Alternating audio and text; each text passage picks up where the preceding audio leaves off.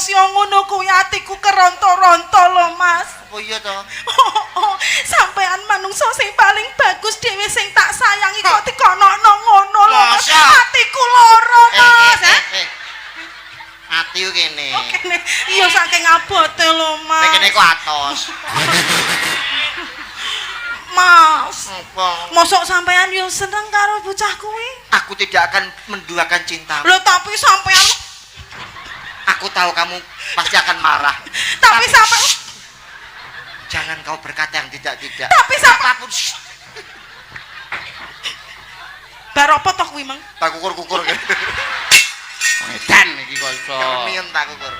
Sayang, Iya sikilku. Mas. Aku terenyuh Kang Mas.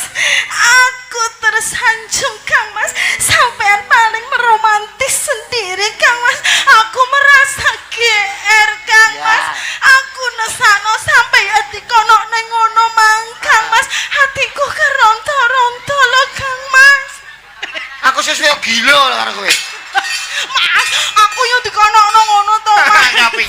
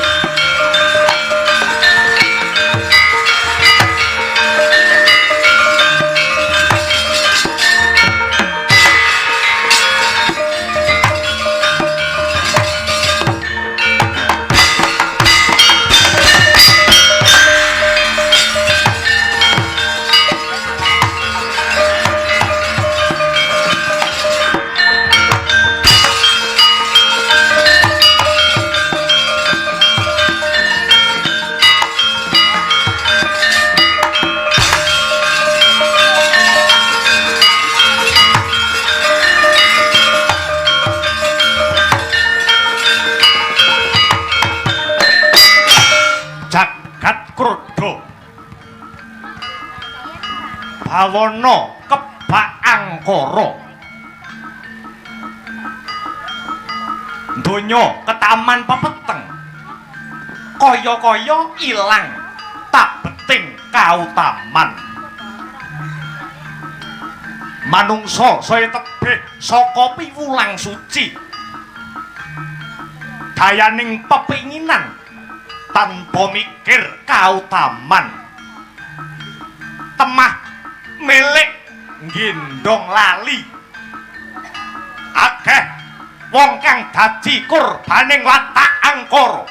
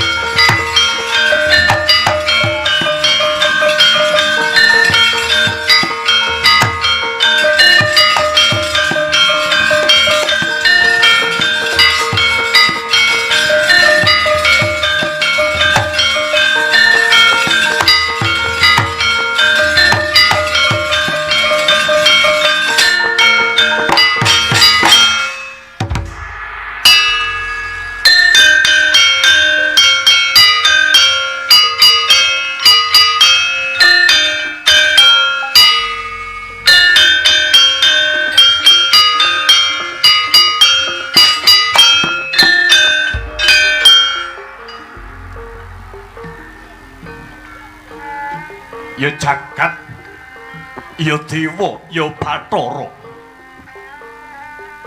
Yang suksma mangadi linuwih payungana marang jagat lokapala.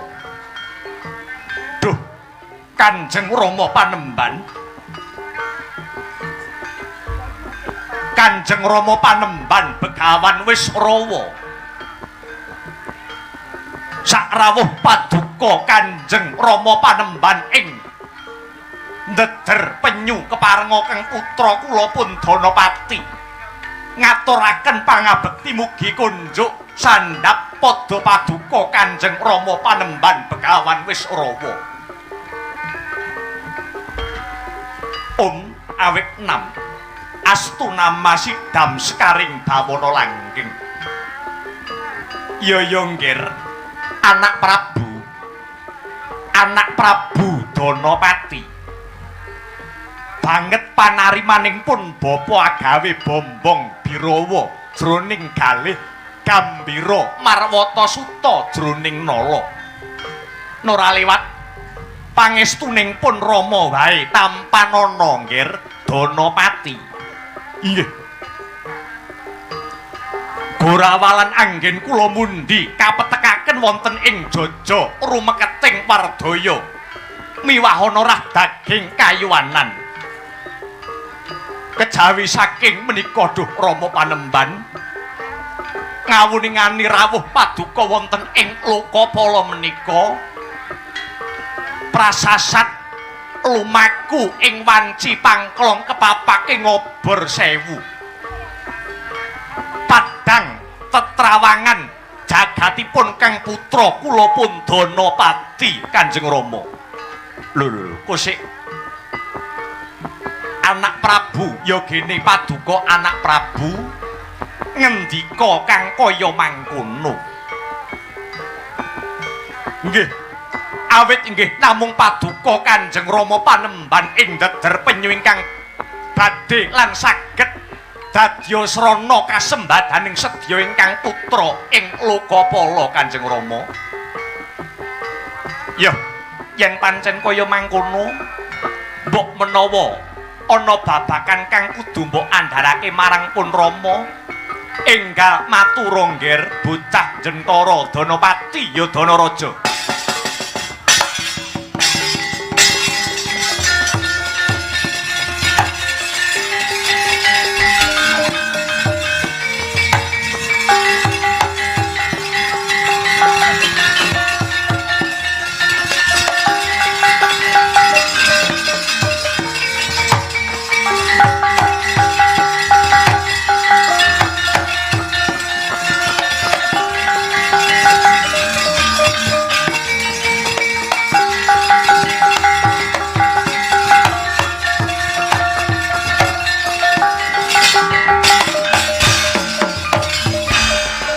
Sing tupa kumelun kening kentiasa ngabeke kawengku sagung jajahan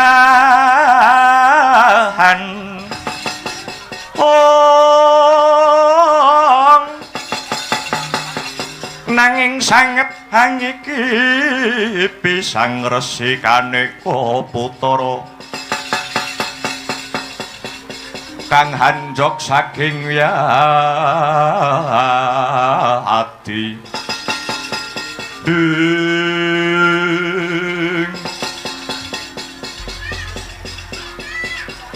enggal matura nggir Danapati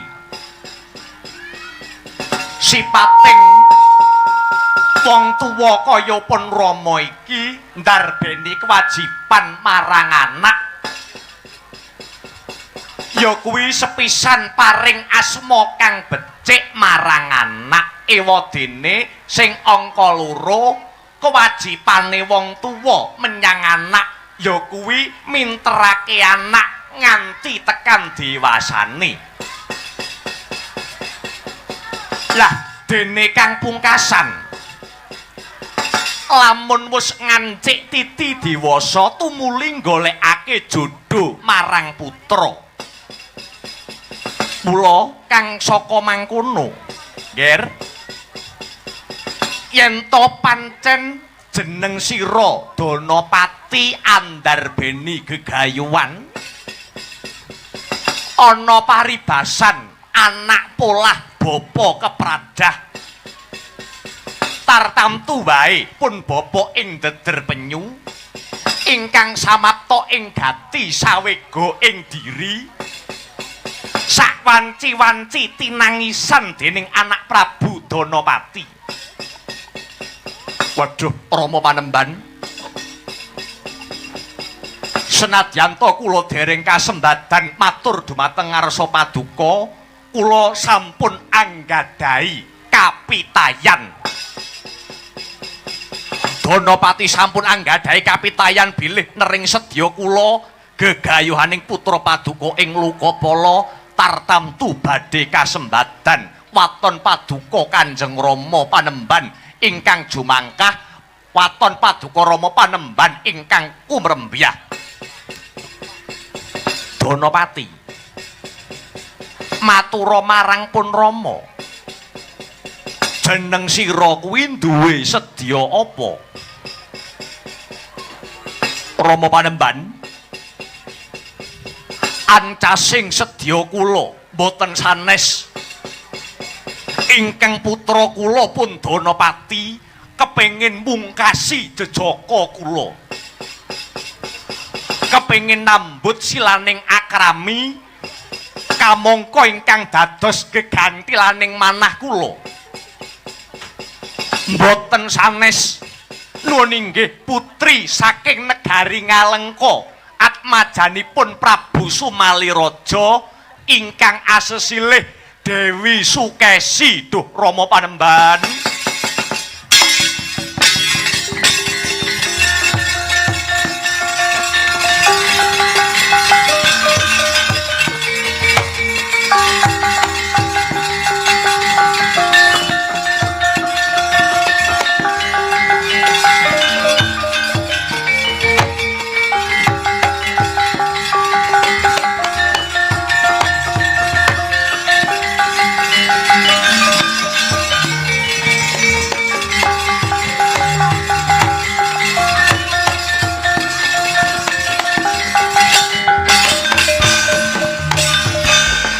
gunjing langit kelap-kelap katon, lergin canging alis risang mawe gandrung,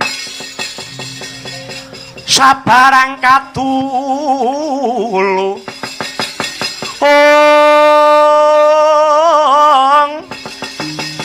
wukir moyak mayik saking tias balewur, saking tias balewur lumaris agandrung.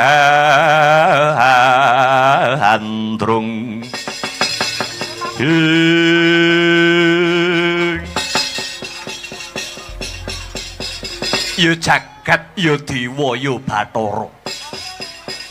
Ya yen ora kleru sing dadi gegantaning atimu atmajane Prabu Sumaliraja ing negara Ngalengka Nini Dewi Sukesi inggih lakar kados mekaten Kanjeng Rama. Rina pantaraning dalu tansah gumana musik wonten telenging manah kula. Neting sedya kula kepengin mondhong Yayi Sukesi tumuli dados tetimbanganing gesang kula Rama Panembahan. Mongko nggih Danapati. Kabar wis sumebar, pawarta wis warata. Ana ing kiblat 4-5 pancer yen to negara Ngalengka ana wujuding giri sayembara ingkang digelar dening Si Jambu Mangli ingkang kepernah pake cilik Nini Sukesi. Ewadene sayembara mau sayembara perang. Baya sapa bisa ngalahake kridane Si Jambu Mangli? Ing kono bakal bisa mboyong putri ing Ngalengka. Ewadene sayembara ingkang angka 2. Sapa wae kang bisa medharake kawruh sastra jendra hayuning rat pangrawating diyu bakal kasembadan mondhong putri Ngalengka diraja. Pramila saking menika Duh Rama Panembahan, babar pisan kula borongaken wonten ngarsa paduka Kanjeng Rama Panembahan. Menawi babakan ngasoraken si Jambu Mangli kula pun dana pakti taksih sagah, dana raja taksih saguh. Nanging perkawis medhar kawruh sastra Jendra Hayuning Ngerat pangruwating diyu ingkang putra pun Danapati dereng paja-paja saged amedharaken kawruh kala wau. Iya nggih. Yen to pancen wis tan kena pinambengan kapalangana mlumpat karanteya medhek.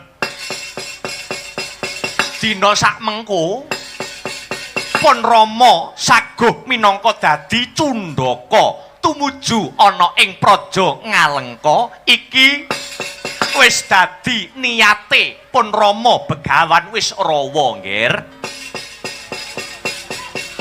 Ya kuwi netepi jejibahane wong tuwa marang anak mala kramake menyang putra. Lanjeng benjang menapa bidhalipun Kanjeng Rama wonten praja Ngalengka. Tan ketang sambung obor colok sudama rambatan pundak.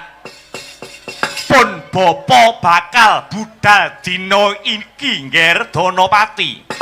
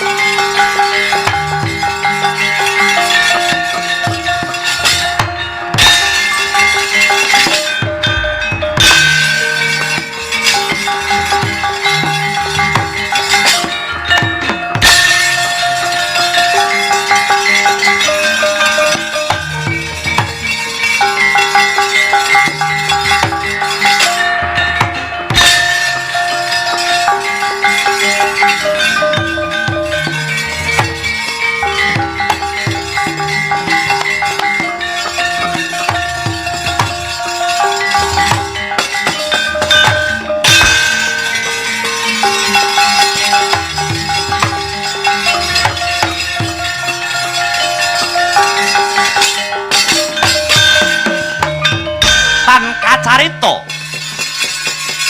lampahe Begawan Wisrawa ora kaya ing blabar kawat janget cinencang Ajanging sayembara perang ing negara Ngalengka diraja. Ratu Sewu negara wis ngebaki praja Ngalengka. Pangarsa nderek sayembara nglamar sekaring kedaton negari Ngalengka Nini Dewi Sukesi.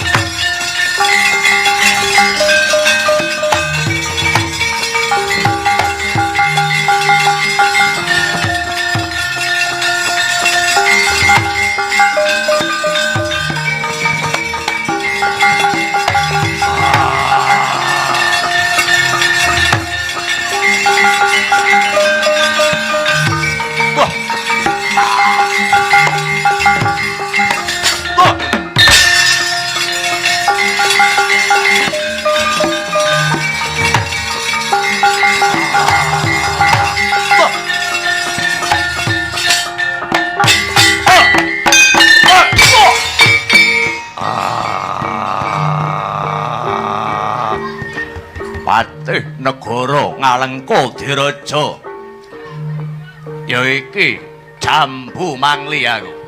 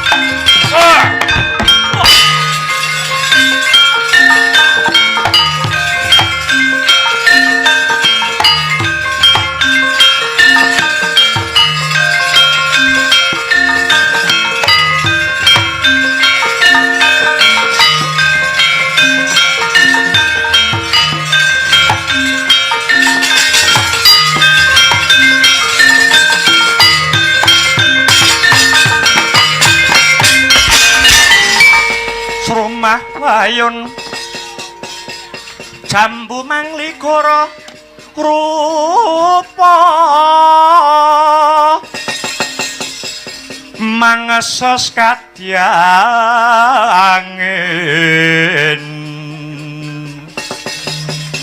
pang sempal kaprapal silo kaplasa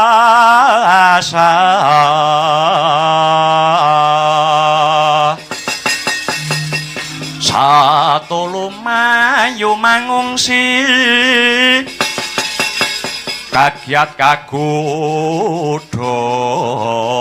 kang jaga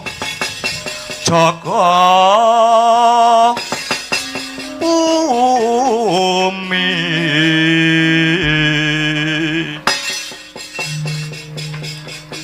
mungal sak tebok ambane dodo sekti mandraguna jayeng palagan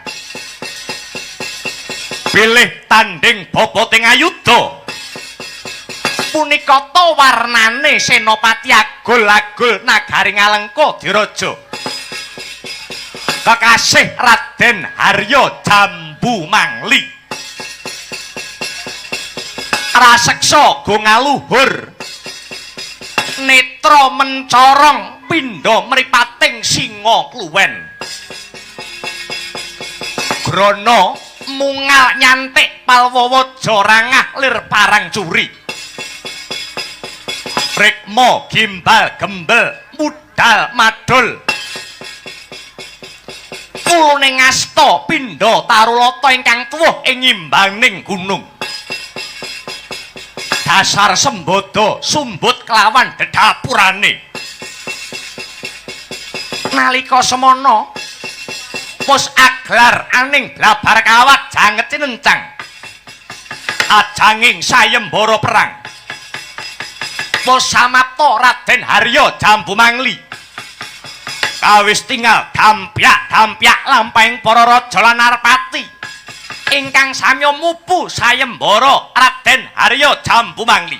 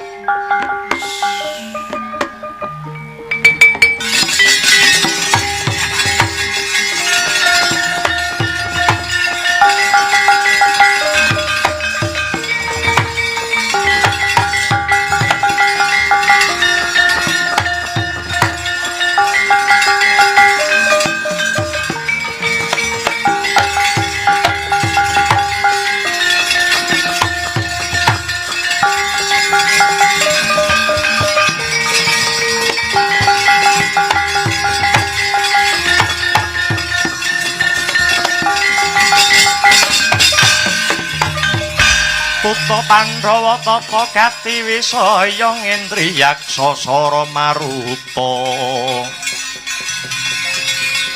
pawana bana margana samirana lan warahayang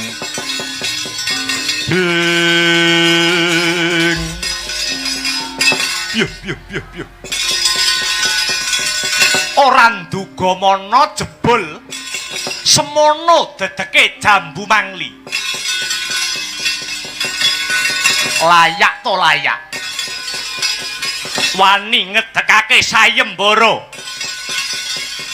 katon pating grantong otot bebayune Jambu Mangli kaya kandel kulite atos balunge muga-muga ta ora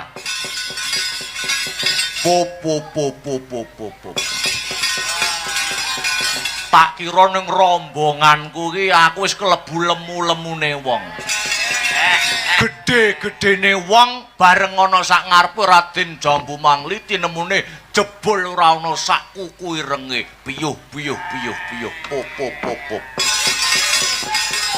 Usik. Kowe kabeh iki sapa?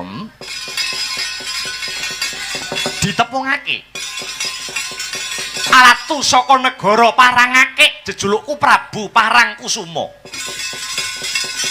Aku mapan ana kene sing tak arah mung kepengin dedaupan kelawan Dewi Sukesi. Sumurupa senadyan to aku ratu nanging aku isih Jaka.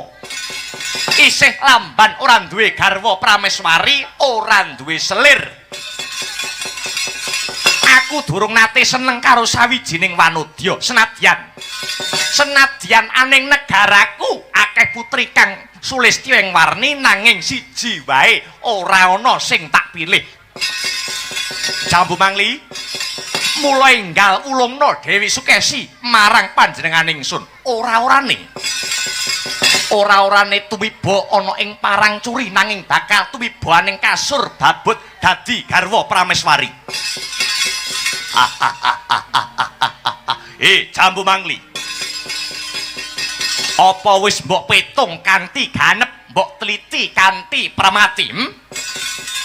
Kowe nggelar sayembara perang iki apa wis mbok pikir? Sepiro kandeling kulitmu? Sepiro atosing balungmu? Konangan Prabu Lingga Garda saka negara pasir gumelar kelakon tak lokke sak dosamu kowe Jambu Mangli. Lho pop.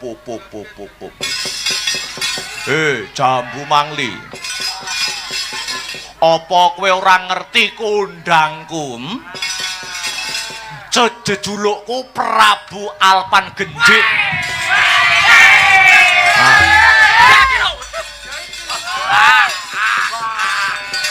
Saka negara Guyangan. Ya, iki gamanku pecut saka pasar sapi iki. Aku durung duwe garwa, ya pancene aku ora payu. Ayo, mara gage wulungna Dewi Sukesi. Ora usah dadak ngenteni dipangan gagak batangmu.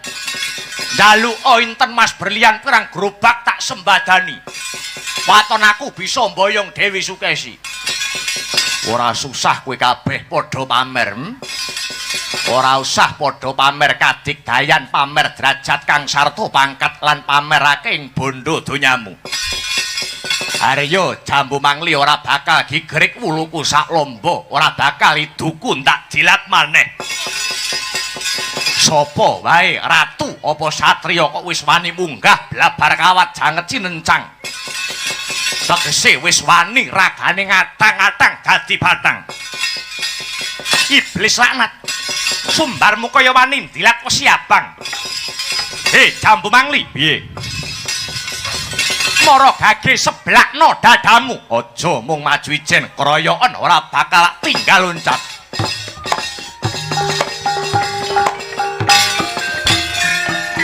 Sikra bala kang tumingal kang campo samya metali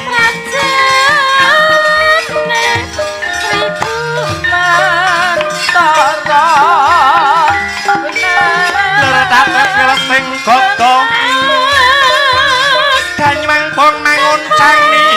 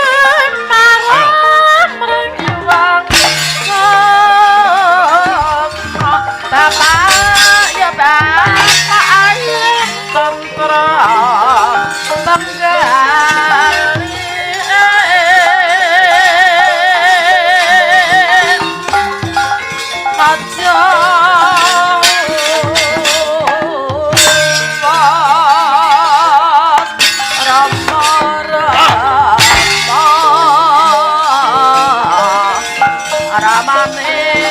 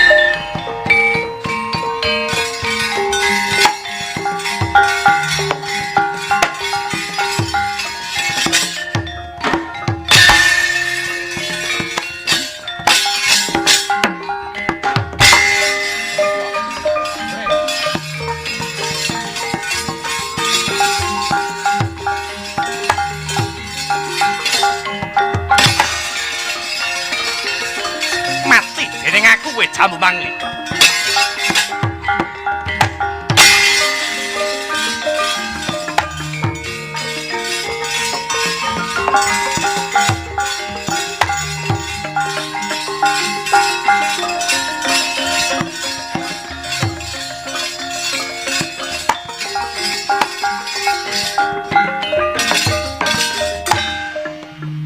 Yen kena tak pringgake kanthi becik.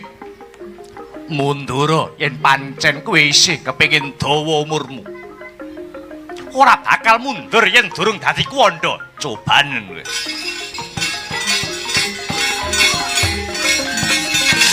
Wah.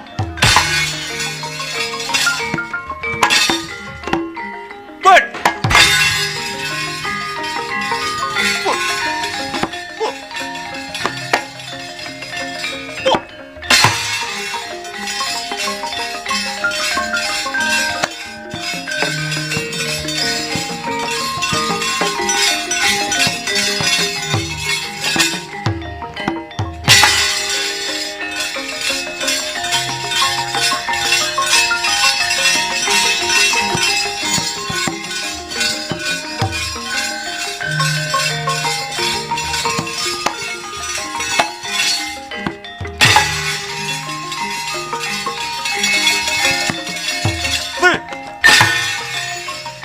Ayo.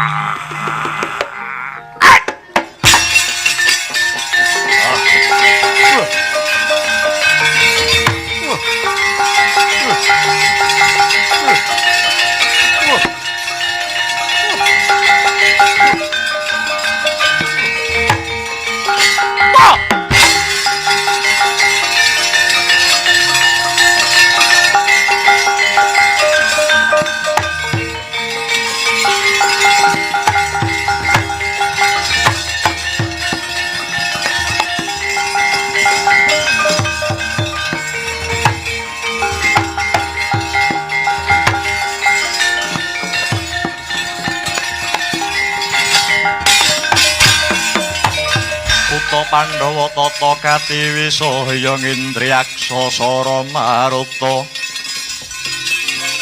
Pawana Bana Margana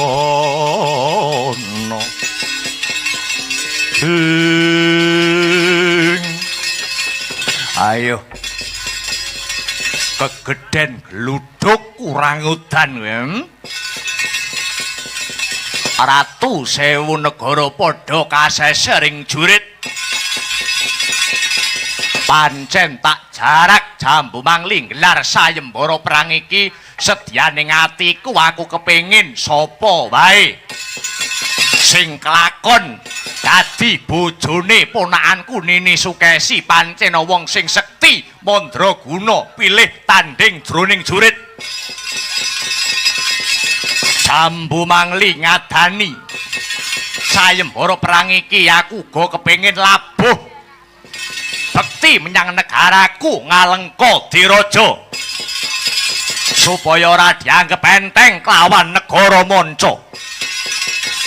Ayo endi sing liyane? Ayo endi sing liyane? Sing kepengin nantri mati enggal munggah kene, aku sing majuhi Jambu Mangli.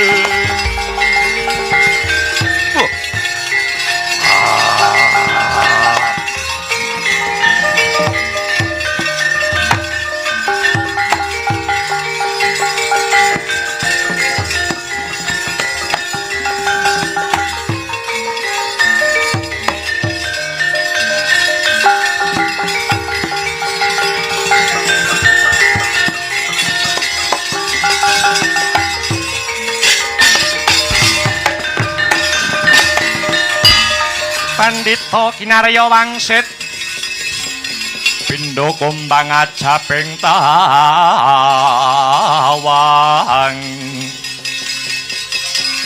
susuh ngangin ngendi nggone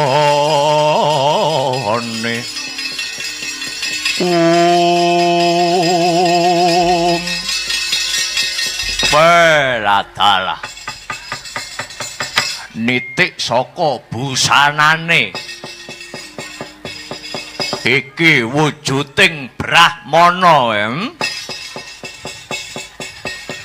yen pranyata kowe asarira Brahmana ngendi pertapanmu lan sapa peparapmu Panembahan mburi saka ndeder penyu Begawan Wisrawa kang dadi peparapku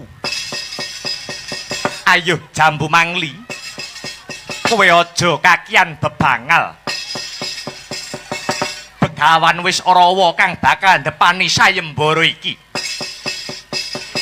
ora-orane aku sutik nandingi dedapuranmu weladalah ora susah petak sumbar aji wem lakon tak gagrak limpamu maju ke para ngarsa kelakon tak sampurnake patimu dina iki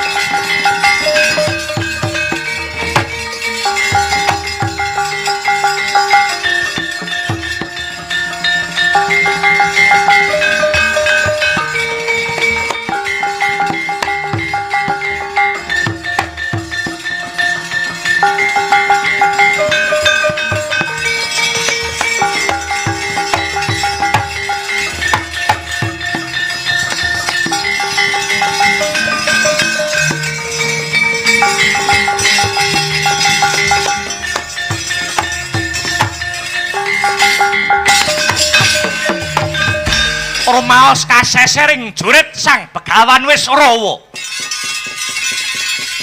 Dia mentang sanjata pamungkas numpangaken kendhenging langkap gumerit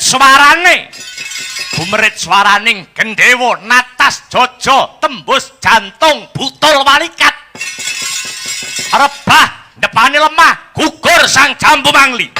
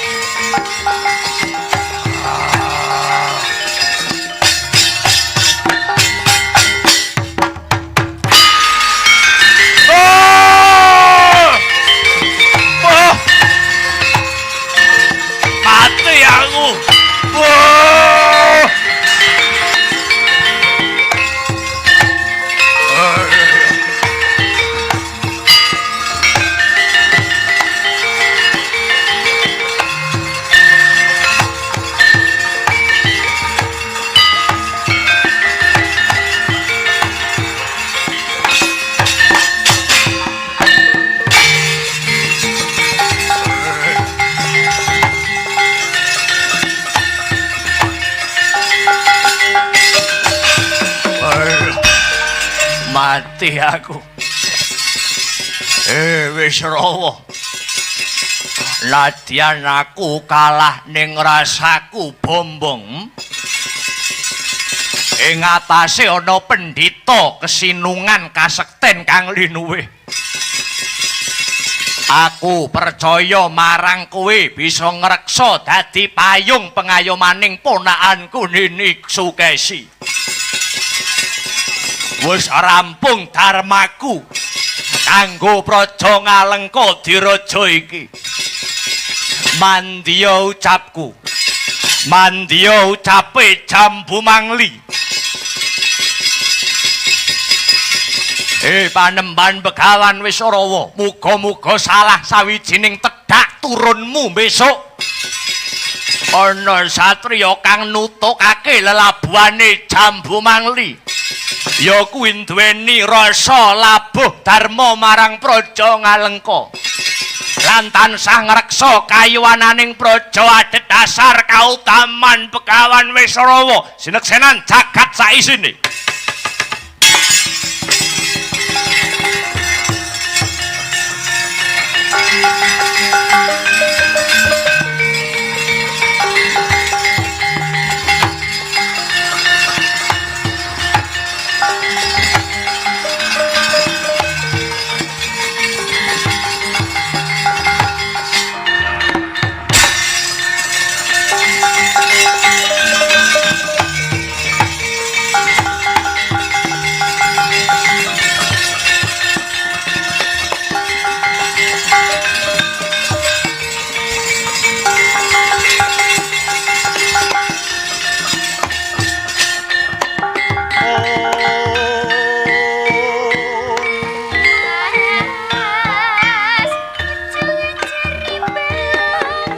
Pandhita karya wangsit pindha kumbang acaping tawang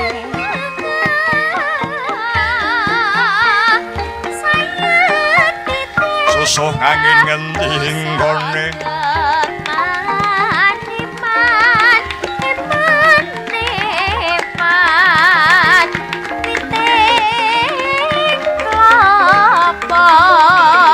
Rama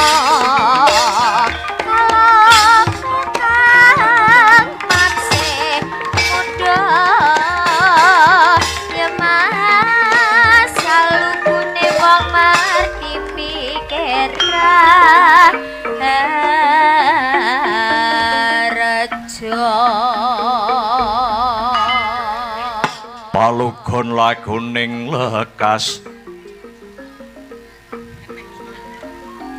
lo kita linuting kidung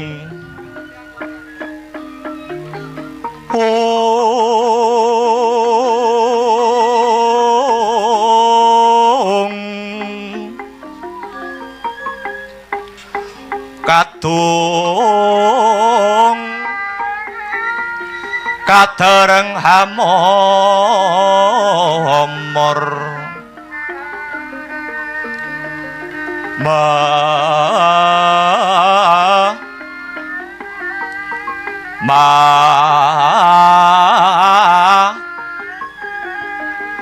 ngun manah rahayu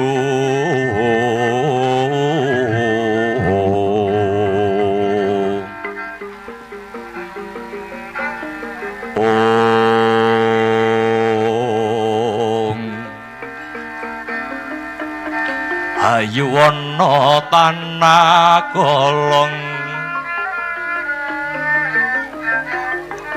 gumolong manatu kara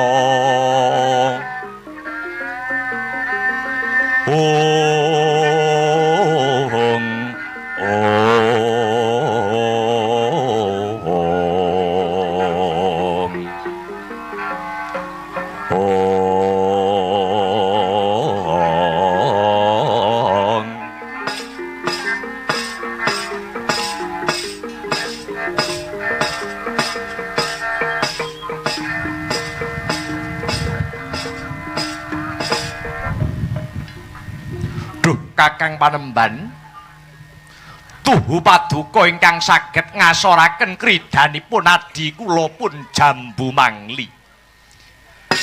Ya Sang Prabu Sumali, mbok menawa pancen kodrate kudu kaya mangkono. Sukesi kula wonten dawuh Rama. Dina iki jagat nyekseni umat padha ngakoni, mbok menawa sing bisa ngasorake kridani pamanmu Jambu Mangli ora ana liya kejaba mung Begawan Wisrawa kang dadi wakil saka Praja Lokapala kinarya nglamarake putrane ya kuwi putrane Begawan Wisrawa kang jejuluk Prabu Danapati. Sukesi nuwun inggih duh Kanjeng Rama, duh Kanjeng Bapa Panemban Begawan Wisrawa, syarat sarananipun kula kedah diboyong wonten Praja Lokapala. Saksampunipun paduka Sang Panemban ngasoraken Paman Jambu Mangli nuwun inggih menika paduka kedah saged ambabaraken wujudipun kawruh Sastra Jendra Hayuning Rat Pangruwating Diyu. Iya Sang Nini, perkara kawruh Sastra Jendra Hayuning Rat Pangruwating Diyu panjenengan ingsun kang bisa amedharake ning pawelingipun bapa aku mung dadi wakile anakku si Danapati tinanggenah mboyong marang jeneng Sira Nini Sukesi. Prakawis menika saged dipun rembak ing wingking ingkang baku paduka kedah saged amedharaken kawruh Sastra Jendra Hayuning Rat Pangruwating Diyu menika duh Bapa Panemban. Ya bakal tak sembadani. Mara gage enggal manjing ana sanggar pamujan.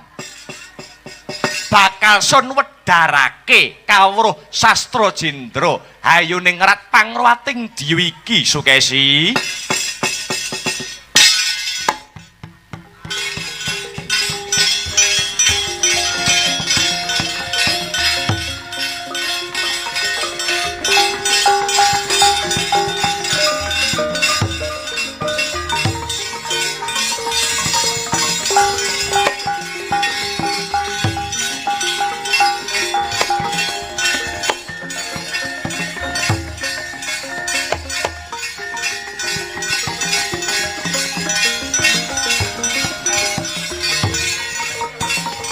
Monggo Panembang.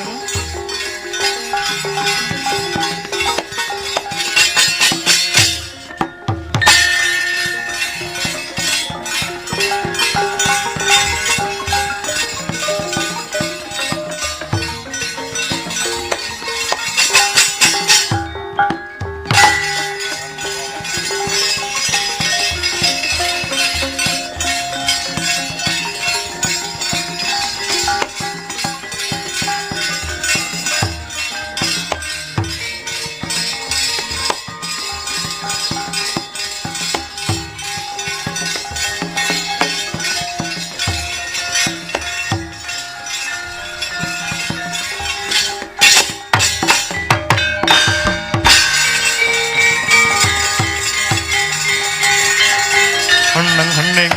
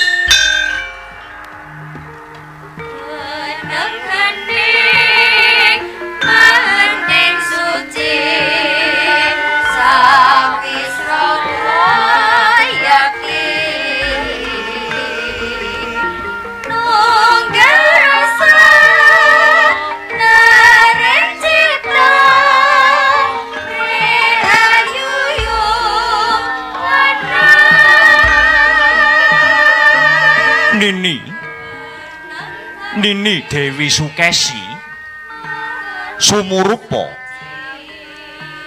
ingkang winastan kawruh sastra Jendra Hayuningrat Pangrawating Diyu iku mujudake piwulang utawa pitutur marang manungsa kang urip ana alam padhang iki. Dene mungguh wijange mangkene Nini, sastra kuwi tegese tulis. Maknane tulis ya kuwi dawuhing Gusti marang para jalma manungsa kang tinulis ana kitab suci wahyuning Ilahi dadya paugraning sagung dumadi. Kembyaing tangan jumangkaing suku kedaling lisan kabeh wis kacetha ana kitab suci supaya manggih katentreman lahir lan batin donya prapting delahan. Jendra kuwi tegese ratu. Jroning negara ratu iku amung sawiji. Iku mawa teges ingkang kedah sinembah dening manungsa mono ya mung sajuga, ya kuwi kang maha tunggal. Krana apa? Manembah sakliyane marang Gusti kuwi kena den arani nyekutoke marang pangeran, kuwi klebu dosa kang gedhe tumraping manungsa kang ora bakal diparingi pangapura.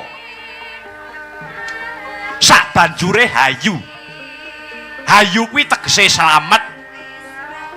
Supaya slamet uripe manungsa kudu nindakake perintahe Gusti sing gawe urip. Dene rat kuwi tegese jagat. Kabeh kang ana jagat iki muhung kapurba ana panguwasaning Gusti kang Maha Wikan. Manungsa mung sak derma nglakoni. 1 pesti, 2 jodho, 3 wahyu, 4 derajat pangkat, 5 bondo donya, muhung amung Gusti kang murba lan misesa. Dene Pangrawating Diyu tegese nyernake angkara murka. Para sarjana kang sujaning budi nate ngandika menang kang sejati kuwi dudu menang ngalahke sapa-sapa, nanging sing bisa meper marang hawa napsune dhewe. Manungsa iku kedunungan hawa napsune dhewe ana 4, ya kuwi alwamah, amarah, mutmainnah lan supiyah. Inggih ngestuaken dawuh Panembahan. Kuwi sing dikarepake saka kawruh Sastra Jendra Hayuning Rat Pangorwating Diyu. Samendang tan karempit pangandika paduka sampun kula tampi kanthi cetha ngeglo kang tanpa warana Panembahan. Ya Nini, gandeng wis kasembadan panjenenganing sun medhar kawruh Sastra Jendra Hayuning Rat Pangorwating Diyu marang jeneng sira Nini. Mula saiki ayo ndak kanthi semedi maladi hening manunggalake cipta rasa budi kelawan karsa gandengake ati marang purbaning Gusti kang murbeng dumadi.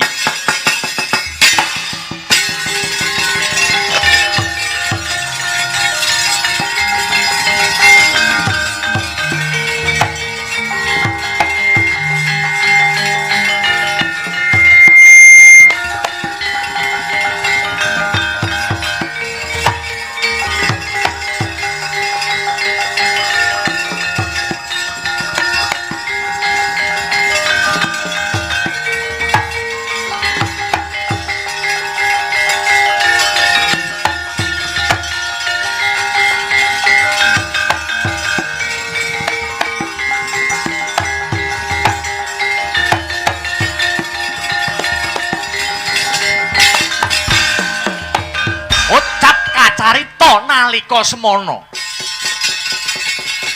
Purwa Madya Wasana samendang tan karempit tan ana kang kacicir sedaya wis kacakup dening Sang Dewi Sukesi. Wis anampi wedharing Sastra Jendra Hayuning Rat Pangorwating Diyu.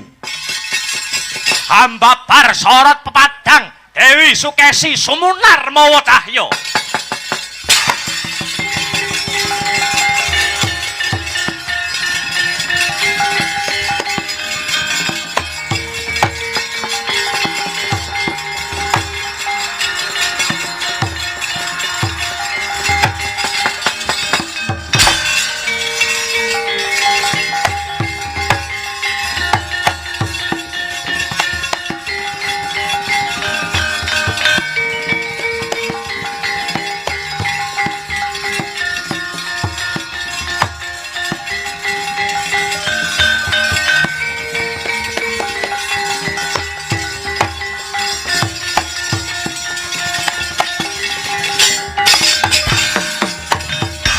Tan samar pamoring suksma Sinuksmaya winahya ing ngasepi sinimpen telenging kalbu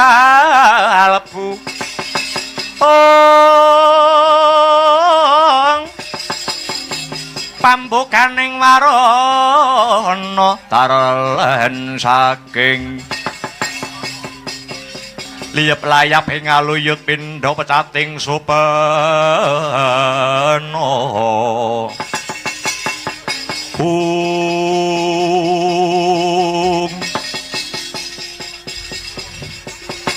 apa kang dadi sayembara ana praja Ngalengka wis kacakup kabeh. Sayembara perang wis rampung, wedharing Sastra Jendra Hayuning Rat Pangorwating Diyu uga wis paripurna. Dina sakmengko ayo tak derekke Nini Sukesi tak boyong mring negara Lokapala minangka jatu kramane anakku Sidanapati ya Sidanaraja. Kula mboten purun.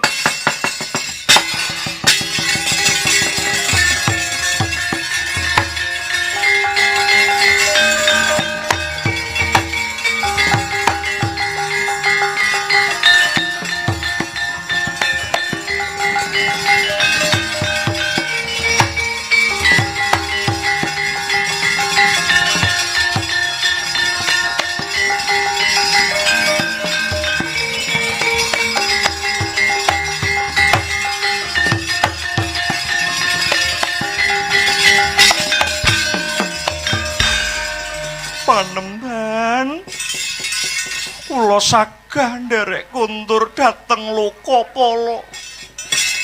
Nanging menawi kinen ngladosi Kakang Danapati kula mboten sagah. Lho. Lah kok kaya mangkono ki karepmu kepiye Sukesi? Aku ora tanggap kang dadi lekasmu Nini. Menapa mboten wonten caranipun menawi Nalendra mupu sayembara tanpa dadak mawi wakil? Menawi makaten tegesipun Panembahan sami mawon nyuremaken keprabonipun Kang Putra piyambak. Doh nyono cerak ana kinten menawi Ratu Lokapala menika namung loro sauden telu saurupan. Buktinipun mupu sayembara mawon dadak kengkenan. Panembahan kula mboten purun kaboyong wonten Lokapala. Kula purun kaboyong wonten Lokapala. Nanging menawi dedaupan kalian Paduka Panembahan Begawan wis rawa. Menawi Sukesi wurung dedaupan kalian Paduka Panembahan kula badhe suduk sarira Panembahan.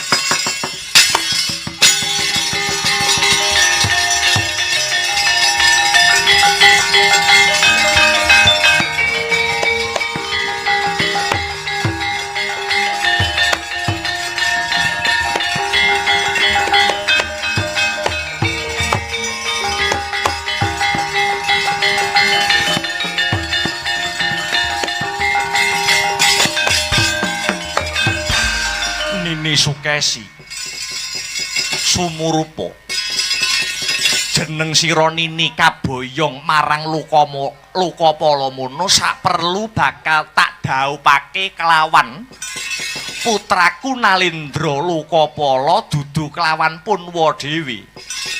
Nanging nyatanipun ingkang saged medharaken kawruh sastra Jendra Hayuning Rat pangrwating diyu menika Padukawa Panembahan.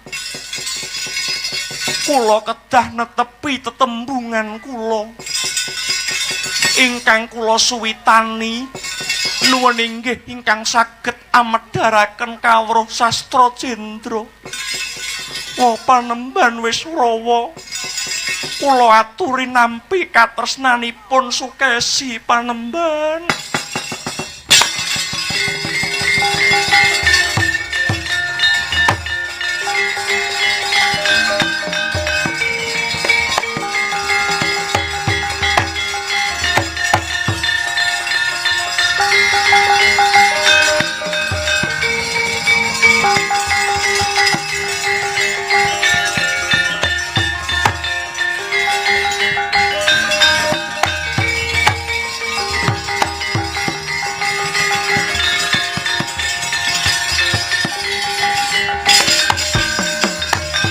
Nuwun sesenggukan semua nyingkep ampianipun Begawan wis rawa.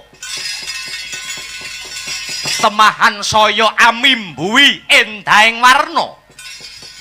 Ukel lukarikma cemeng panjang sumampiring pamidangan. Kanan kiring katingal anjanges wimbuh pantes kaya netangi brangtane Sang Maharsi wis rawa. Netra mblalak bawang sabungkul ingkang kinembang waspa sayekti muhung mamalatsih sagung pradasih wadana tumungkul mabukuh sesenggukan satemah rubuh imane Sang Brahmacarya kedhep tesmak Sang Wiku Genyamulat sarirane Sang Dewi Sukesi wiwit saking pasundulan saengga jejempol sikil pinandeng urut sawiji-wiji.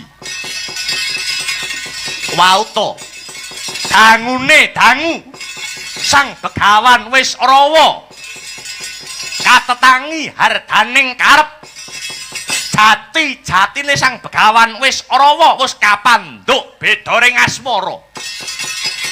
Ing ciptotan kuwawa mangreh kridaning ati, bingung linglung Sang Panembahan wis rawa.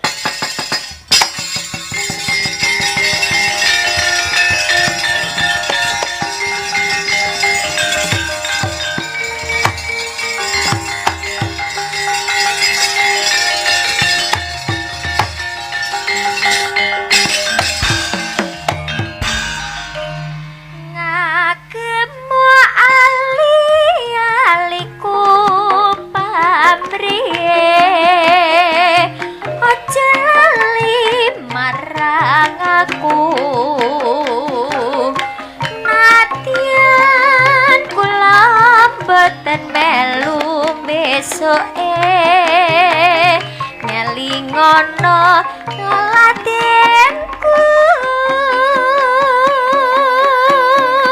lamun beni saloko emane amung tansah damel juwa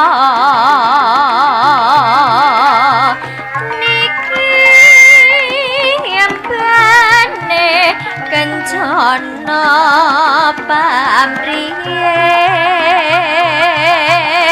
tanasa manggiya raharjo yen nganti ilang mripate jarine namahi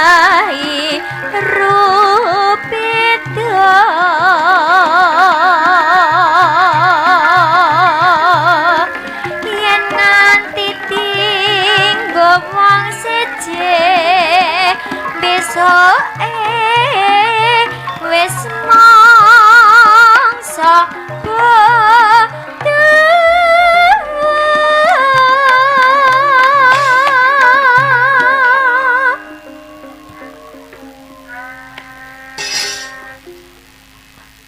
pilihanku mripat biru pamriye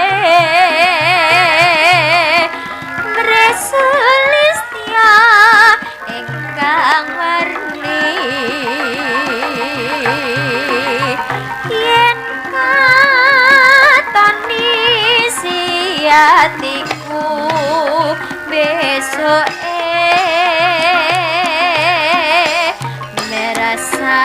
nono kali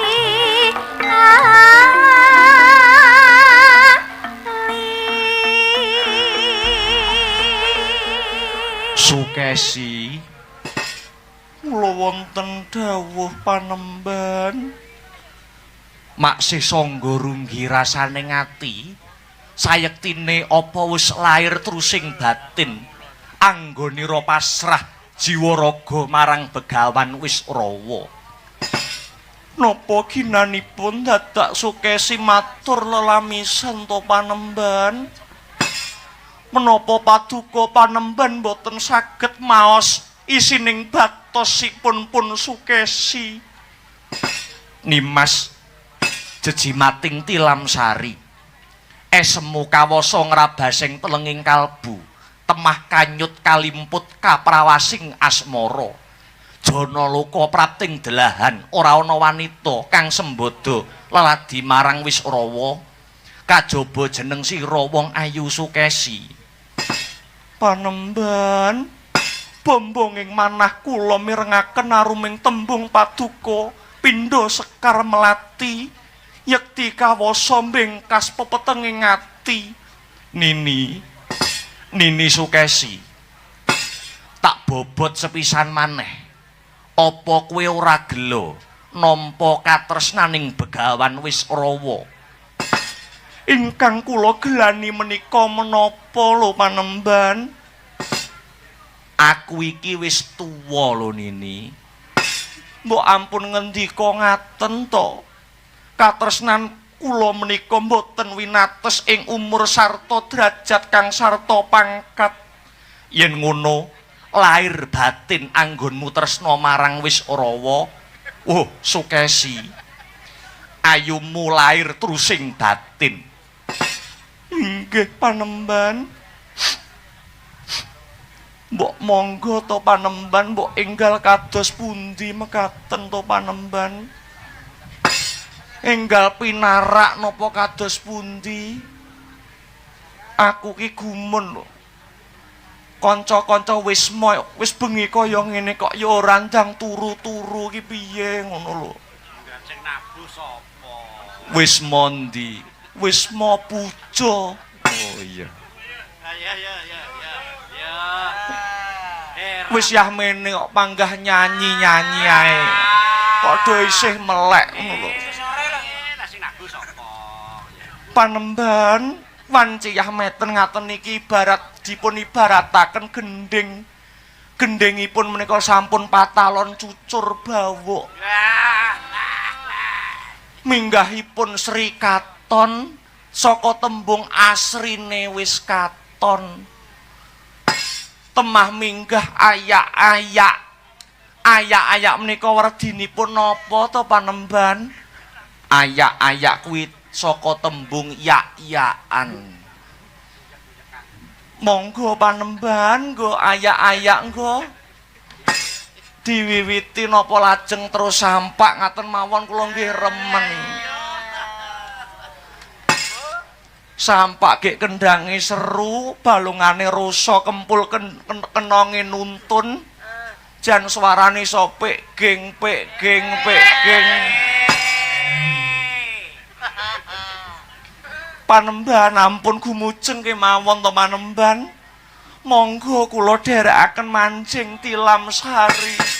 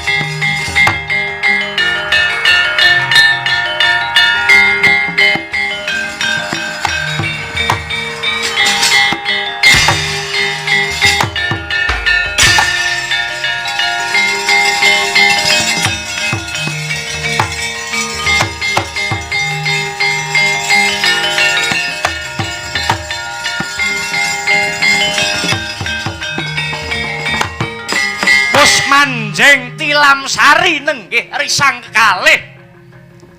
Nenggih Dewi Sukesi lan Begawan Wisrawa. Ibarat bremara ingkang ngangisep sarining puspita. Kumbang kekejer dinyung upaya dununging sari. Dupi wis permana datan saranta. Kumbang giyong ngisep punang sari kongsi tuntas tas. Wauto biar soroting surya sumirat Begawan Wisrawa wungu saking pagulingan dupi mulat sang Dewi Sare sumanding kekejoting galih keter punang sarira eling lamun mus kalimput nanging bawane wis kebacut temah gegetun nandang popo dropo.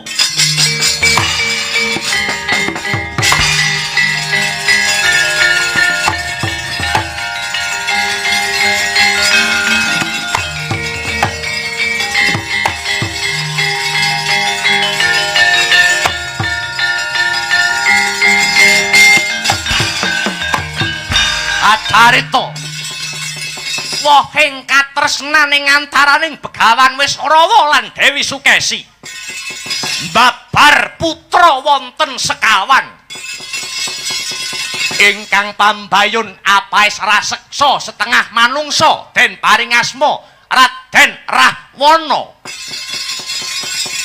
Ewadene ingkang angka kalih inggih Apaes Araseksa gedhe dhuwur sak gunung anakan pinaringan tetenger Raden Kumbakarna.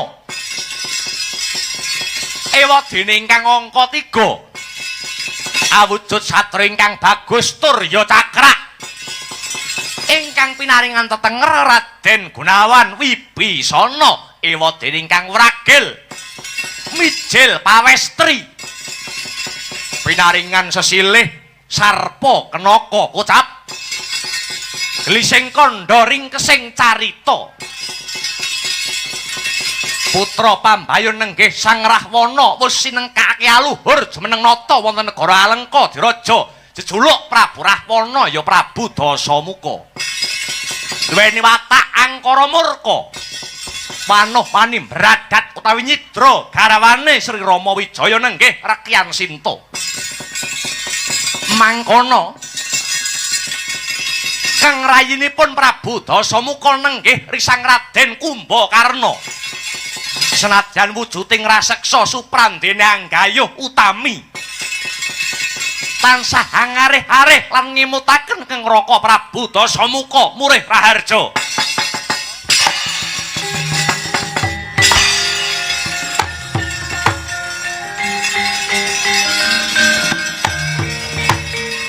Satrang pendet